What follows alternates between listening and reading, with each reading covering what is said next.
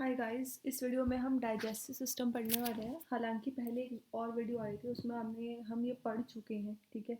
But still एक बार फिर से पढ़ लेते हैं, थोड़ा अलग से सेपरेट। मतलब पहले जो हमने पढ़ा था उसमें हमने गाय का भी देखा था और ह्यूमंस का भी देखा था, ठीक है। ह्यूमन बींग्स का भी देखा था। इसमें हम सिर्फ और सिर्फ ह्यूमन बींग्स का डाइजेस्टिव सिस्टम समझने वाले हैं, ठीक है। चलो शुरुआत करते हैं। तो जो ह्यूमन का डाइजेशन होता है वो बेसिकली क्या होती है, 5 स्टेजेस होती हैं उसकी, ठीक है। क्या होती हैं? 5 स्टेजेस होती हैं, 5 स्टेजेस, ठीक है। पहली स्टेज आ जाती है आपकी इंजेशन। इंजेशन इंजेशन का मतलब क्या होता है कि खाने को, मतलब ईट करना, खाना, ठीक है। इंजेशन का मतलब क्या होता है? ईटिंग, ठीक है। अब हम पहले इंजेक्शन पढ़ लेते हैं। तो फिर इंजेक्शन होगा कहाँ से? माउथ से ही होगा। हम खाना माउथ से डालेंगे अपने अंदर। माउथ में क्या क्या आ जाते हैं? एक तो हमारे टीथ आ जाते हैं जो हमें चबाने में हेल्प करते हैं, और दूसरा हमारी टंग आ जाती है, ठीक है। इन दोनों के बारे में पढ़ेंगे। टीथ आपके 4 टाइप्स के होते हैं। यहाँ पे अच्छा, इसमें बना नहीं रखे, चलो कोई बात नहीं। इसमें सिर्फ मैंने टंग का ही डायग्राम दे रखा है। चलो कोई नहीं, मैं टीथ खुद से समझा देती हूँ। टीथ आपके 4 टाइप्स के होते हैं, ठीक है। कौन कौन से होते हैं अभी बता देते हैं। पहला आ जाता है आपका इंसीजर्स, ठीक है। दूसरा आ जाता है आपका कैनिन्स। तीसरा आ जाता है आपका प्री मोलर्स। और फोर्थ आ जाता है आपका मोलर्स, ठीक है। उसके बाद अगर आप के जो बच्चे होते हैं, छोटे बच्चे होते हैं, उनके जो प्री मोलर टीथ होते हैं वो नहीं होते, ठीक है। एक तरफ हम चिल्ड्रन की बात करें अगर हम, और एक तरफ अगर हम एडल्ट्स की बात करें, ठीक है। तो इंसीजर्स, कैनिन्स, प्री मोलर्स, मोलर्स, ठीक है। चिल्ड्रन में इंसीजर्स कितने होंगे? 2 होंगे। एडल्ट में भी 2 ही होते हैं, ठीक है। हम एक साइड की बात कर रहे हैं ये सिर्फ और सिर्फ इस टाइम पे। अब चाहे आप अपना ऊपर वाला मतलब देखो, हमारा मुंह किस, एक मिनट में अभी साइड में आपको बना के साथ साथ दिखा देती हूँ ताकि आपको समझने में दिक्कत ना आए, ठीक है। आगे वाले जो आपके 4 दांत होते हैं, 1 2 3 4, ये आपके इंसीजर्स हैं। हम बात कौन सी कर रहे हैं? 1 2, मैंने ऐसे 2 काउंट करे, ठीक है। ये 2 आपके इंसीजर्स हैं। इसके बाद ए का जो आता है आपका वो कैनिन्स आ जाता है, ठीक है। उसके बाद अगर बड़ों की बात करें तो 2 इसमें प्री मोलर आ जाते हैं, और फिर 3 आपके मोलर आ जाते हैं। ऐसे होता है हमारा ये जो पूरा प्रोसेस होता है, ठीक है। और इस टाइम जो मैं ऊपर लिख रही हूँ, मैं सिर्फ इतने वाले पोर्शन की बात कर रही हूँ, ठीक है। मैं आपको बताऊंगी कि 2 कैनिन्स होते हैं, फिर आपके सॉरी यार, क्या बोल रही हूँ मैं। सबसे पहले 2 इंसीजर्स होते हैं, उसके बाद एक कैनिन आता है आपका, फिर 2 प्री मोलर होते हैं, और फिर 3 मोलर होते हैं, ठीक है। उसके बाद इसको हम चुपचाप 4 से मल्टीप्लाई कर देंगे, क्योंकि ऊपर वाले जबड़े में भी नीचे वाले जबड़े में भी, ठीक है, लेफ्ट राइट चारों जगह यही चीज़ होने वाली है, ठीक है।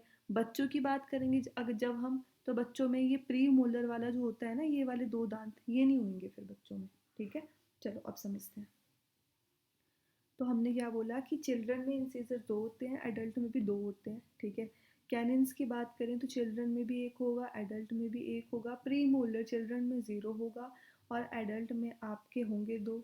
मोलर बच्चों में 2 होते हैं, और एडल्ट में आपके 3 होते हैं, ठीक है। उसके बाद इसको काउंट कर लो, टोटल कितने हुए? 2 3 4 5, 5 इंटू 4।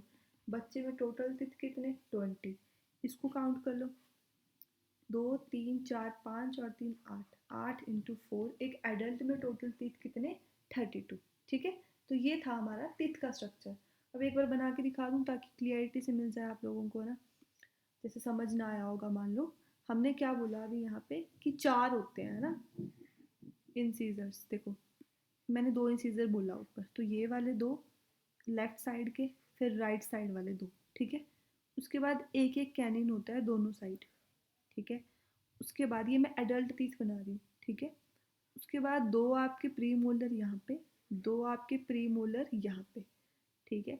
उसके बाद 3 आपके मोलर यहाँ पे और 3 आपके मोलर यहाँ पे, ये टोटल 16 होने चाहिए। ठीक है, देख लेते हैं कितने हैं।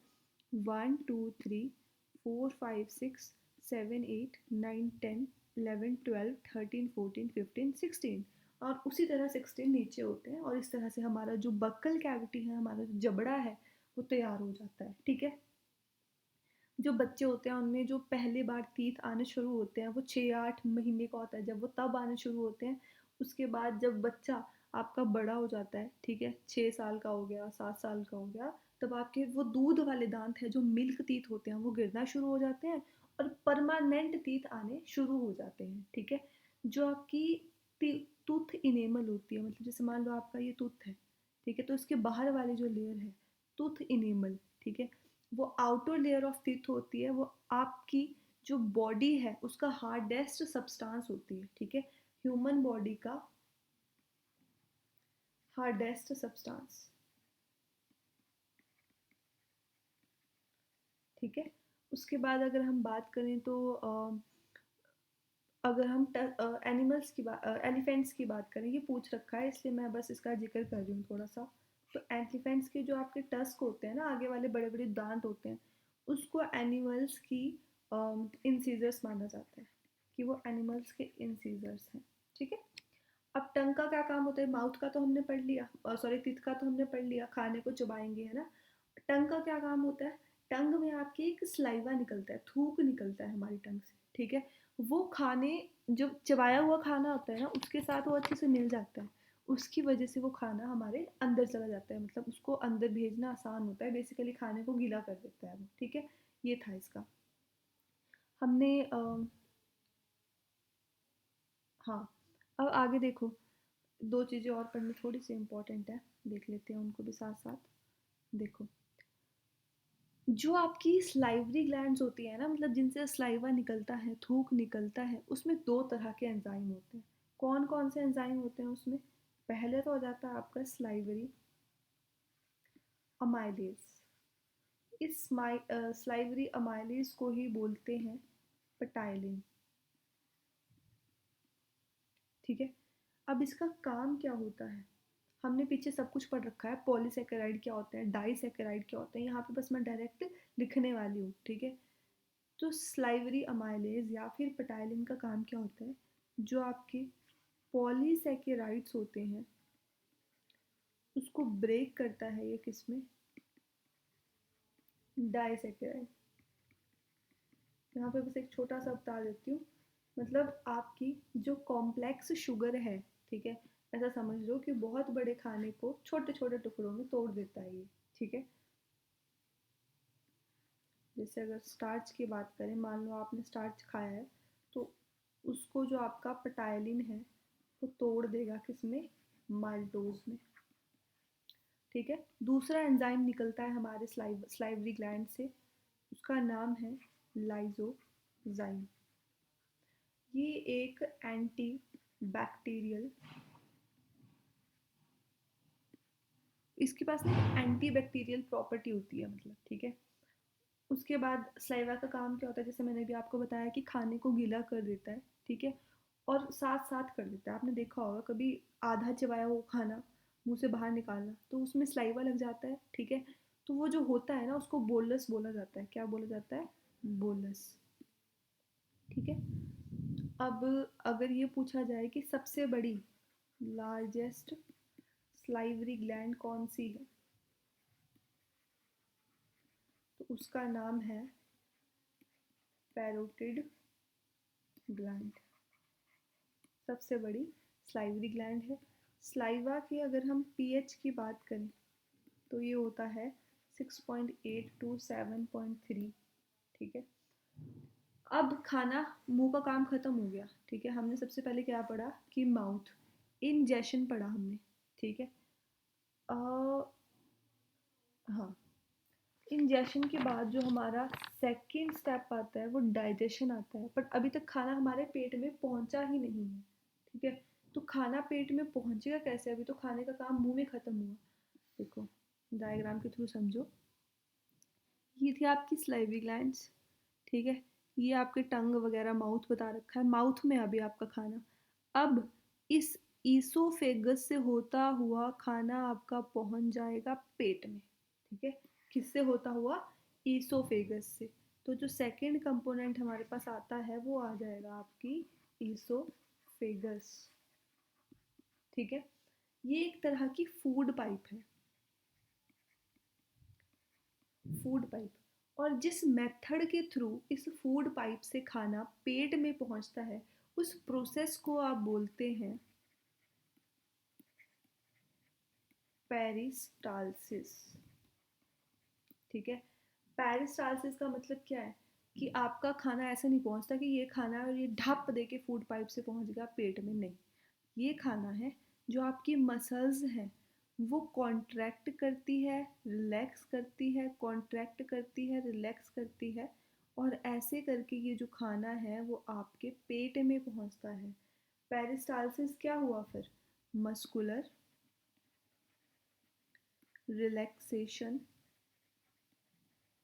एंड कॉन्ट्रैक्शन, ठीक है। ये मतलब है इसका। उसके बाद जो आपकी ये जो ईसोफेगस होती है ना, इसके एंड में यहाँ पे ना एक स्पिंक्टर लगा होता है। क्या लगा होता है? सॉरी, क्या लिख दिया? स्पिंक्टर लगा होता है। इस स्पिंक्टर मतलब एक ऐसे होता है, ऐसे ये खुलता है, थोड़ा सा खुल जाता है और खाना हमारे ढाप से पेट में चला जाता है, ऐसे, ठीक है। उसके बाद स्पिंक्टर का काम क्या होता है कि दोबारा से खाना ऐसा ना हो कि फूड पाइप के थ्रू बाहर चला जाए, ठीक है, खाना वापस ना हो जाए, इसलिए ये स्पिंक्टर होता है, ठीक।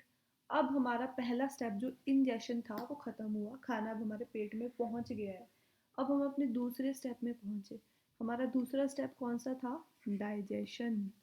तो डाइजेशन होएगा सबसे पहले कहाँ पे? स्टमक में, पेट में, ठीक है। अब पेट में ना काफ़ी सारे जूसेस होते हैं हमारे, ठीक है। जो मेन है उसमें से आ जाता है एक तो आपका गैस्ट्रिक जूस, और एक आ जाता है आपका HCl, हाइड्रोक्लोरिक एसिड, ठीक है। गैस्ट्रिक जूस होता है वो कहाँ से निकलेगा? आपका गैस्ट्रिक जूस निकलता है गैस्ट्रिक ग्लैंड से, ठीक है। और आपका जो HCl होता है वो निकलता है आपके ऑक्सिनटिक सेल से। ऑक्सिनटिक सेल से आपका क्या निकलता है? HCl निकलता है, ठीक है। जो आपका गैस्ट्रिक जूस है उसका काम क्या होता है? गैस्ट्रिक जूस में बेसिकली दो तरह के एंजाइम होते हैं। क्या होते हैं गैस्ट्रिक जूस में? दो तरह के एंजाइम होते हैं, एक होता है पैप्सिन और दूसरा होता है रेनिन, ठीक है। पैप्सिन का काम क्या होता है? जो प्रोटीन होएगा उसको तोड़ देगा। प्रोटीन को किस में तोड़ देगा? अमीनो एसिड्स में तोड़ देगा, ठीक है। ये पैप्सिन का काम हो गया। रेनिन का क्या काम होता है?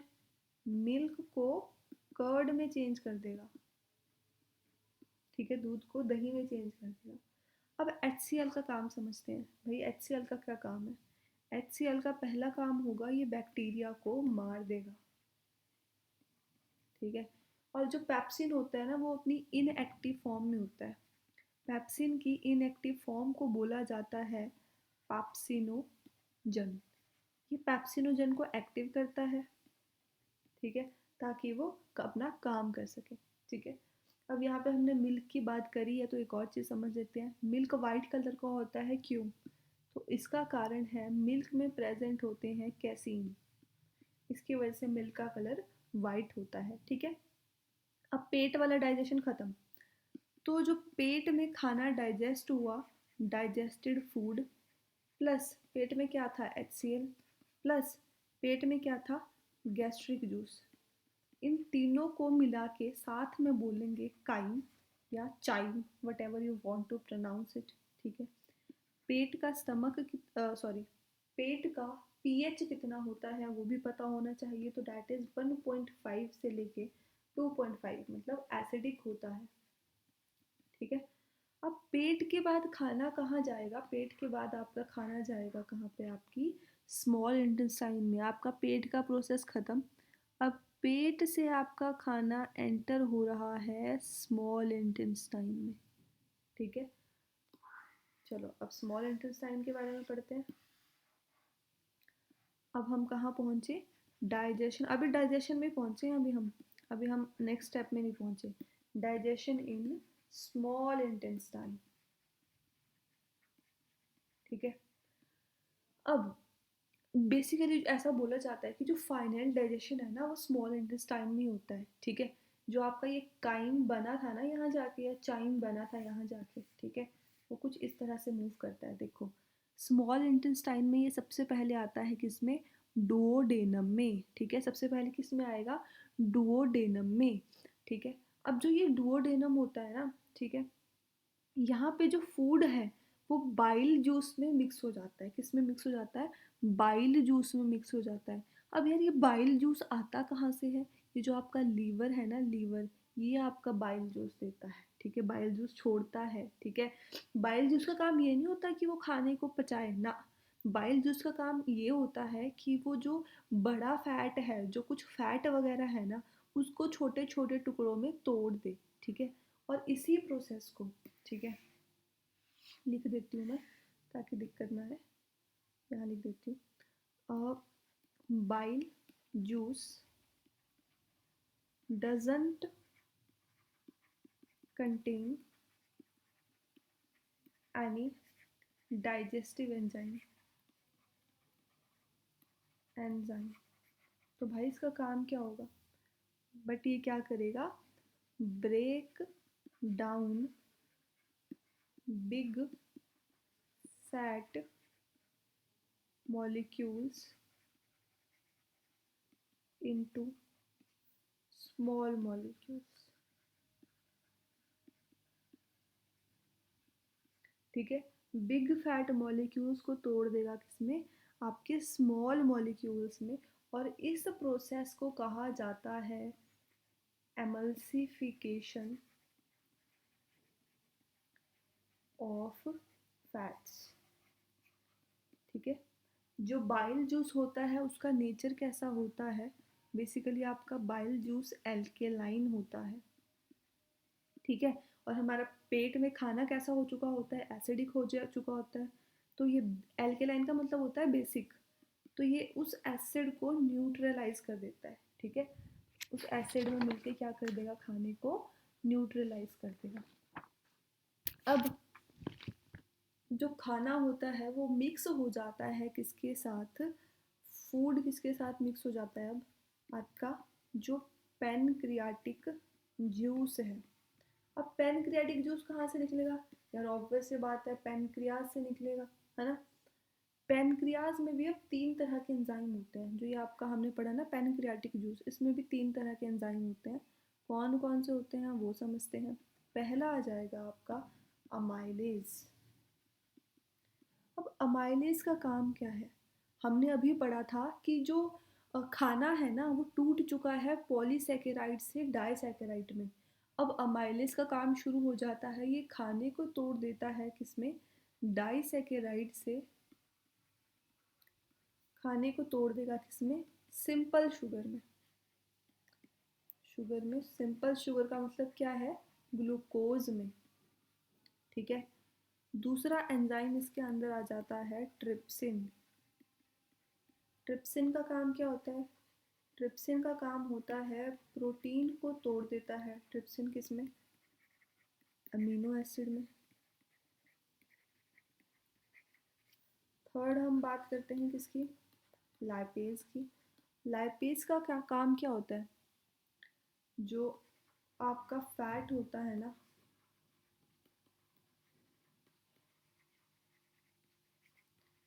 Break fat into fatty acids and glycerol. ठीक है। आपके फैट को इसमें तोड़ देता है। ये मैंने शायद पहले भी बताया था आपको, एक बार फिर बता देती हूँ। आपके बाइल जूस में 2 तरह के पिगमेंट होते हैं, मतलब 2 तरह के कलर होते हैं। एक होता है बिली रूबिन, एक होता है बिली वर्डिन। ठीक है। दोनों के दोनों को लीवर प्रोड्यूस करता है। जब बाइल जूस को लीवर प्रोड्यूस करेगा तो इनको भी लीवर ही प्रोड्यूस करेगा। ठीक है। और ये स्टोर कहाँ होते हैं? आपके गॉल ब्लैडर में, ठीक है। अगर आपका बिलीरुबिन बढ़ जाए तो आपको जॉन्डिस हो सकता है, ठीक है। येलो कलर हो सकता है, मतलब येलो कलर दे देता है ये बॉडी को बेसिकली, तो मतलब आपको जॉन्डिस हो जाता है, ठीक। तो ये तो हमने काम समझ लिया क्या आपका जो भी, एक मिनट यार, now it has stopped working, just give me a second guys, इसकी बस यही प्रॉब्लम है। या हो गया, थैंक गॉड। अब हमारा डुओडेनम का काम खत्म हुआ। अब हमारा खाना डुओडेनम से मूव कर गया किस में, आपके जेजुनम में, ठीक है। और जेजुनम के बाद ये खाना मूव कर जाएगा किस में, इलेयम में, ठीक है। और वहाँ पे जाके जो भी हमारे जूस वगैरह होते हैं उनके साथ ये मिक्स होता है, ठीक है, ग्लूकोज बनता है, ठीक है। अगर आपका माल्टोज होगा ना, तो माल्टोज किस में कन्वर्ट हो जाएगा, ग्लूकोज में, ठीक है। अगर आपका लैक्टोज होगा तो लैक्टोज किस में कन्वर्ट होगा, ठीक है, आपके ग्लूकोज एंड ग्लैक्टोज में। जो आपका, ये हमने पीछे पढ़ रखे हैं इसलिए मैं बस लिख नहीं रही, ऐसे ही बता रही हूँ, ठीक है। जो आपका इलेयम होता है ना, ये वाला पोर्शन है आपका जो रेड वाला, ठीक है, इसके सरफेस में ना ये फिंगर लाइक स्ट्रक्चर होते हैं ऐसे करके, ये देखो, ये फिंगर लाइक स्ट्रक्चर होते हैं, ठीक है। इनको बोला जाता है विली। कैसे होते हैं ये, फिंगर की तरह, फिंगर लाइक स्ट्रक्चर, ठीक है, ये होते हैं। इनका काम क्या होता है, जो खाने में से न्यूट्रिएंट्स होते हैं ना उनको अब्जॉर्ब कर लेते हैं ये, ठीक है। उसके बाद अब खाना मूव कर जाता है किस में, आपकी यहाँ से खाना एंटर कर जाता है आपकी लार्ज इंटेस्टाइन में, ठीक है। स्मॉल इंटेस्टाइन का काम खत्म। अब स्मॉल इंटेस्टाइन से खाना किस में मूव करेगा, आपकी, कि आपकी लार्ज इंटेस्टाइन है, ठीक है, लार्ज इंटेस्टाइन में। चलो, अब लार्ज इंटेस्टाइन का थोड़ा बहुत समझ लेते हैं। जो भी खाने में बचे कुचे वाटर होता है, ठीक है, क्या है हमारा 5वां में भी है ना, लार्ज इंटेस्टाइन। जो भी आपके खाने में बचा कुचा वाटर होता है और बचा कुचा न्यूट्रिएंट्स होते हैं, वो सारे के सारे इस लार्ज इंटेस्टाइन में अब्जॉर्ब कर लिए जाते हैं। और उसके बाद जो वेस्ट होता है, that waste is called faeces, ठीक है। इसको स्मॉल इंटेस्टाइन से रेक्टम के थ्रू, रेक्टम, रेक्टम के बाद एनस के थ्रू बॉडी से बाहर निकाल दिया जाता है, ठीक है। और इस तरह से जो हमारा डाइजेशन का प्रोसेस होता है वो ख़त्म हो जाता है। देखो, ये हमारा लार्ज इंटेस्टाइन से यहाँ से खाना चला, ये रेक्टम है, ये खुलेगा तभी एनस से जो आपका वेस्ट मटेरियल है वो बाहर आएगा, ठीक है। इस तरह से कुछ आपका ये प्रोसेस चलता है। ये जो हमने 5 स्टेजेस पढ़ी थी ना, इसमें हमने अभी तक क्या क्या पढ़ा, मतलब बेसिकली जो हमने यहाँ पर स्टेजेस पढ़ी, वो हमने इंजेशन पढ़ी कि हाँ खाना कैसे मुंह में जाएगा, ठीक है। उसके बाद दूसरी हमने डाइजेशन पढ़ी कि खाना कैसे पच रहा है। एब्जॉर्प्शन पढ़ी कि हमारी बॉडी खाने को कैसे ले रही है, ठीक है। इसमें हमने बस एक चीज़ नहीं पढ़ी, डैट इज़ एसिमिलेशन। वो हम किस में पढ़ते हैं, वो हम जो आपका रेस्पिरेटरी सिस्टम आएगा उसमें पढ़ेंगे। उसके बाद आपका 5th स्टेज होती है इजेशन। इजेशन का मतलब क्या होता है, खाने को, वेस्ट मटेरियल को बॉडी से बाहर निकाल देना, ठीक है। उसके बाद यहाँ पे एक टंग का, वैसे तो पहले पढ़ रखा है हमने, एक बार फिर देख लेते हैं। जो आगे वाला पोर्शन होता है वो स्वीट को टेस्ट करता है, ये साइड वाला होता है ये सॉल्ट को, नमक को। और ये वाला पोर्शन होता है ये आपकी खट्टी चीज़ों को टेस्ट करता है। और ये सबसे पीछे वाला पोर्शन किसको टेस्ट करेगा, आपकी बिटर चीज़ों को, मतलब जो कड़वी चीज़ें होंगी, ठीक है। इस वीडियो में इतना ही, मिलते हैं नेक्स्ट वीडियो में, थैंक यू।